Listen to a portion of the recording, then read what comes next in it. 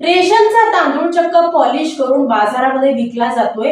एवढंच नाही तर या तांदळामध्ये प्लास्टिकचा सुद्धा तांदूळ काही ठिकाणी मिसळला जातोय। असे बरेचसे प्रकार सुद्धा उघडकीत आलेले असताना सुद्धा अन्न आणि औषध प्रशासन मात्र मूग घेऊन गप्प आहे।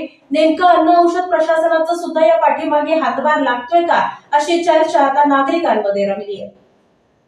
केंद्र सरकारकडून गरिबांना मोफत मिळणारा गहू तांदूळ घरोघरी जाऊन किरकोळ दराने विकत घेऊन हेच व्यापारी मोठ्या व्यापाऱ्यांना हा गहू आणि तांदूळ विक्री करतात आणि ते व्यापारी हा गहू तांदळाला पॉलिश करून तांदूळ 80 ते 90 रुपये किलोने बाजारात विकतात। अशी धक्कादायक माहिती प्रतिनिधीला मिळाल्यानंतर प्रत्यक्ष ठिकाणी गेले असता सरकारी गाडीतील गहू आणि तांदूळ खासगी गाडीमध्ये भरण्याचा प्रकार पाहायला मिळाला। त्यामुळे बरेचसे लोक दुचाकी गाडीवर गहू आणि तांदूळ विकत घेऊन याच व्यापाऱ्यांना विकत असल्याचं दिसून आलं। 10 रुपये किलो दराने गहू आणि तांदूळ विकत घेऊन याच गहू आणि तांदळाला पॉलिश करून हे व्यापारी मुख्य बाजारपेठेत तांदूळ भरमसाठ दराने त्याची विक्री करत होते। या असल्या प्रकारावर अन्न औषध प्रशासनाचं लक्ष आहे की नाही हे जाणून बुजून दुर्लक्ष करत आहेत हे कळायला मात्र आता मार्ग उरलेला नाहीये। या तांदळामध्ये प्लास्टिक तांदूळ मिक्स करून याची विक्री होत असल्याची धक्कादायक माहिती सुद्धा काही दिवसापूर्वी समोर आलेली होती।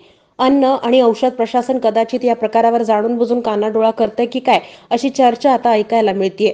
त्यामुळे अन्न आणि औषध प्रशासनाने ताबडतोब असल्या गोष्टींवर लक्ष केंद्रित करून तांदूळ माफियांवर त्वरित कारवाई करावी, जेणेकरून जनतेच्या आरोग्याशी कोणत्याही प्रकारची खेळी होणार नाही।